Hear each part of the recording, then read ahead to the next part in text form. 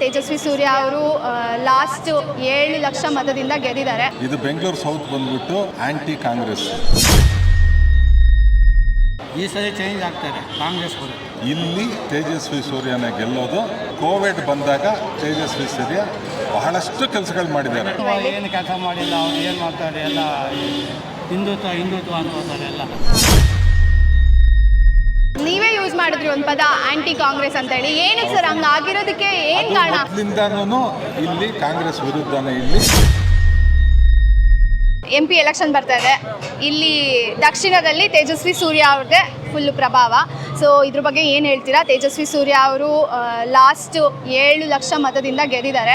ಎಲ್ಲ ಕೆಲಸಗಳಾಗಿದೆಯಾ? ಏನು ಕತೆ, ಏನು ಅಭಿಪ್ರಾಯ ನಿಮ್ಮದು? ಮೇಡಮ್, ಇದು ಬೆಂಗಳೂರು ಸೌತ್ ಬಂದ್ಬಿಟ್ಟು ಆಂಟಿ ಕಾಂಗ್ರೆಸ್ ನಂಬರ್ 1.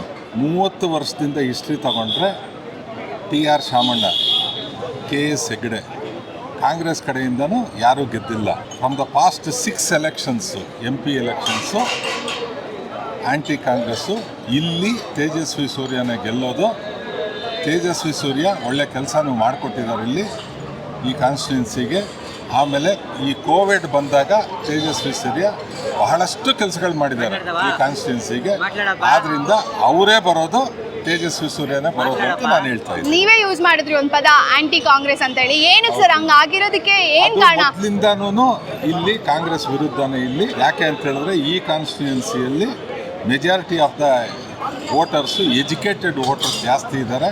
ಆದ್ದರಿಂದ ಅವರು ಫ್ರಮ್ ದ ಪಾಸ್ಟ್ 6 ಇದನ್ನು ತಗೊಂಡ್ರು BJPನೇ ಗೆದ್ದಿರೋದು.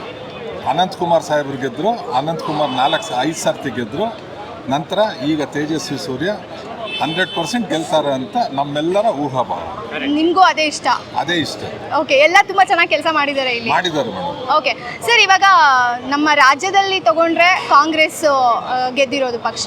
ಸೊ ಕಾಂಗ್ರೆಸ್ ಅವರು ಗ್ಯಾರಂಟಿಗಳು ಅಂತಂದೇಳಿ ಒಂದಷ್ಟು ಕೊಟ್ಟರು. ಅದರಿಂದ ಏನು ಈ ಸಲ ಏನು ಬದಲಾವಣೆ ಆಗಲ್ಲ ಅಂತ ಅಂತೀರಾ, ಹೇಗೆ? ಮೇಡಮ್, ಗ್ಯಾರಂಟಿಗಳು ಕೊಟ್ಟಿರೋದು ಅಸೆಂಬ್ಲಿ ಎಲೆಕ್ಷನ್ಗೆ, ಇದು ಲೋಕಸಭಾ ಎಲೆಕ್ಷನ್ಗೆ.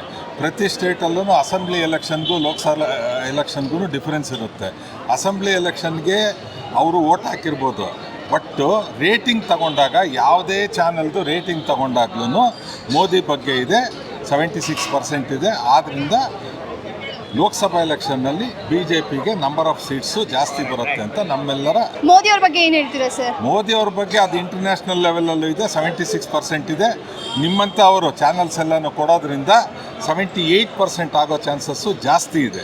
ವರ್ಲ್ಡಲ್ಲಿ ಯಾವುದೇ ಲೀಡರ್ನ ತಗೊಂಡ್ರು, ಯಾವುದೇ president of the particular country ತಗೊಂಡ್ರು, prime minister of the particular country ತಗೊಂಡ್ರು ಹೈಯೆಸ್ಟ್ ರೇಟಿಂಗ್ ಕೊಟ್ಟಿರೋದೇ ಮೋದಿ ಸಾಹೇಬರಿಗೆ. ಆದ್ದರಿಂದ ಮೋದಿ ಅವರಿಗೆ ನಿಮ್ಮಂಥ ಚಾನಲ್ಸ್ ಇದರಿಂದ 76 ಇರೋದು 78 ಆಗ್ಬೋದು ಅಂತ ನಮ್ಮೆಲ್ಲರ ಅನಿಸಿಕೆ. ಸೊ ಮೋದಿ ಅವರು ಟಿಲ್ ಡೇಟ್ ಒಳ್ಳೆ ಕೆಲಸ ಮಾಡ್ಕೊಂಡು ಬಂದಿದ್ದಾರೆ, ಕಂಟಿನ್ಯೂ ಮತ್ತೆ ಪ್ರಧಾನಿ ಆಗ್ತಾರೆ ಅಂತ ಅಂತೀರಾ? ನಾವು ಹೇಳೋದಲ್ಲ ಮೇಡಮ್, ನೀವು ಹೇಳೋದು ನಾವು ಹೇಳೋದಲ್ಲ. ಇಲ್ಲ ಸರ್, ಇದು ನಮ್ಮ ಅಭಿಪ್ರಾಯ ಅಲ್ಲ, ನಿಮ್ದು. ನೀವ್ ಮಾತಾಡ್ಬೇಕು. ಸೊ ಹಂಗಾಗಿ ನಾವು ನಿಮ್ಮ ಹತ್ರ ಕೇಳ್ತಾ ಇದೀವಿ, ನಿಮ್ಮ ಅಭಿಪ್ರಾಯಗಳು ಏನು ಅಂತ. ನಮ್ಮ ಅಭಿಪ್ರಾಯ ಪ್ರಕಾರ 76 ಇರೋದು 78 ಆಗುತ್ತೆ. ಇನ್ನೂ ಹೈಯೆಸ್ಟ್ ರೇಟಿಂಗ್ ಇದೆ. ಯಾಕೆ ಅಂದರೆ GDP ಎಷ್ಟಿತ್ತು, ನಮ್ಮ ಫೈನಾನ್ಷಿಯಲ್ ಪೊಸಿಷನ್ ಎಷ್ಟಿತ್ತು, ಈ 10 ಇಯರ್ಸಲ್ಲಿ ನಮ್ಮದು ವರ್ಲ್ಡಲ್ಲಿ ನಂಬರ್ 3 ಬಂದಿದೆ. ಈಗ ನಂಬರ್ 4 ಇದೆ ವರ್ಲ್ಡಲ್ಲಿ. America, China, Hong Kong. Hong Kong China ಎರಡೂ ಒಂದೇ. ನಂತರ ಜರ್ಮನಿ ಇದೆ. ಜರ್ಮನಿನೂ ಅದು ರಿಸೆಷನ್ನಲ್ಲಿದೆ. ನಂಬರ್ 3ಗೆ 2024 ನಂಬರ್ 3ಗೆ ಬರುತ್ತೆ. ಅದು ಎಲ್ಲರಿಗೂ ಗೊತ್ತಿರೋದು. ಓಕೆ, ಇವಾಗ ಥರ ನಾನು ಮಾತಾಡ್ಬೇಕಾದ್ರೆ ಒಬ್ಬರು ಕ್ವಶನ್ ಕೇಳಬೇಕಾದ್ರೆ ಹೇಳಿದ್ರು, ನಮ್ಮದು ದೇಶ ಸಾಲ ಕಡಿಮೆ ಇತ್ತು, ಈ 10 ವರ್ಷದಲ್ಲಿ ಸಾಲ ಜಾಸ್ತಿ ಮಾಡಿದ್ದಾರೆ, ಸಾಲದಲ್ಲೇ ಮುಳುಗಿಸಿದ್ದಾರೆ ಪ್ರಧಾನಿ ಅಂತ ಹೇಳಿದ್ರು. ಸೊ ಅದ್ರ ಬಗ್ಗೆ ನಿಮ್ಮ ಅಭಿಪ್ರಾಯ ಏನು ಸರ್? ಮೇಡಮ್, ಸಾಲದಲ್ಲಿ ಮುಳುಗಿಸಿದ್ದಾರೆ ಅಂತ ಹೇಳಿದ್ರೆ ನಿಮ್ಮದು ಆಯಿಲ್ ಪೂಲ್ ಡಿಫಿಷಿಯನ್ಸಿ ಎಷ್ಟಿತ್ತು? ಆಯಿಲ್ ಪೂಲ್ ಡಿಫಿಷಿಯನ್ಸಿ 3,65,000 ಕೋಟಿ ಇತ್ತು. ಅದನ್ನು ತೀರಿಸಿದ್ದಾರೆ. ಪ್ರತಿಯೊಂದೂ IMF ಅಲ್ಲಿ ಲೋನ್ ಎಷ್ಟಿತ್ತು? ಈ 10 ಇಯರ್ಸಲ್ಲಿ IMF ಲೋನ್ ಎಷ್ಟು ತೀರಿಸಿದ್ದಾರೆ? GDP ಎಷ್ಟಿದೆ? ಎಲ್ಲ ಎಕಾನಮಿಸ್ಟ್ನ ಕೇಳಿಬಿಟ್ಟು, ಈಗ ಲೇಮ್ಯಾನ್ ಕೇಳಿದ್ರೆ ಏನು ಗೊತ್ತಾಗಲ್ಲ, ಒಬ್ಬ ಎಕಾನಮಿಸ್ಟ್ನ ಕೇಳಿ, ವರ್ಲ್ಡ್ ಎಕಾನಮಿಸ್ಟ್ ಇರ್ತಾರೆ, ಅವ್ರನ್ನ ಮಾತಾಡಿ, ಅದ್ರ ಪ್ರಕಾರ ತಗೊಳ್ಳಿ ನೀವು. ಓಕೆ, ನೀವೇ sir, thank you so much. ಈ ಸಲ ಚೇಂಜ್ ಆಗ್ತಾರೆ ಕಾಂಗ್ರೆಸ್ ಬರ್ತಾರೆ. ಯಾಕೆ ತೇಜಸ್ವಿ ಸೂರ್ಯ ಅವರು ಏನು ಕೆಲಸ ಮಾಡಿಲ್ವಾ? ಏನು ಕೆಲಸ ಮಾಡಿಲ್ಲ, ಅವ್ರು ಏನು ಮಾಡ್ತಾರೆ, ಎಲ್ಲ ಹಿಂದುತ್ವ ಅನ್ಕೋತಾರೆ ಎಲ್ಲ.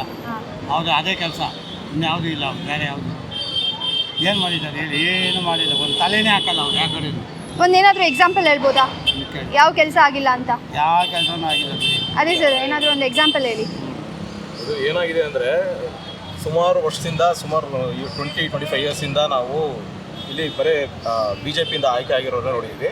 ಫಸ್ಟ್ ಟೈಮ್ ಬೇರೆಯವ್ರಿಗೆ ಯಾರಿಗಾರು ಚಾನ್ಸ್ ಕೊಟ್ಟರೆ ಹೊಸ ಮುಖಕ್ಕೆ ಮೋಸ್ಟ್ಲಿ ಅವ್ರದ್ದು ವೇ ಆಫ್ ಥಿಂಕಿಂಗ್ ಆಗಲಿ ಅಥವಾ ಅವ್ರ ವೇ ಆಫ್ ಕೆಲಸ ಮಾಡೋದಾಗಲಿ ಚೇಂಜ್ ಆಗ್ಬೋದೇನೋ ಅಂತ ಒಂದು ಇದು ಅನ್ನೋದೊಂದು ನಿಮ್ಮ ಅಭಿಪ್ರಾಯ. ನಮ್ಮ ಅಭಿಪ್ರಾಯ. ಓಕೆ ಹೊಸ ಫೇಸ್, ಹೊಸ ಪಕ್ಷ ಬಂದರೆ ಬೇರೆದು ಯಾರೋ ಆಗ್ಬೋದು. Okay, thank you so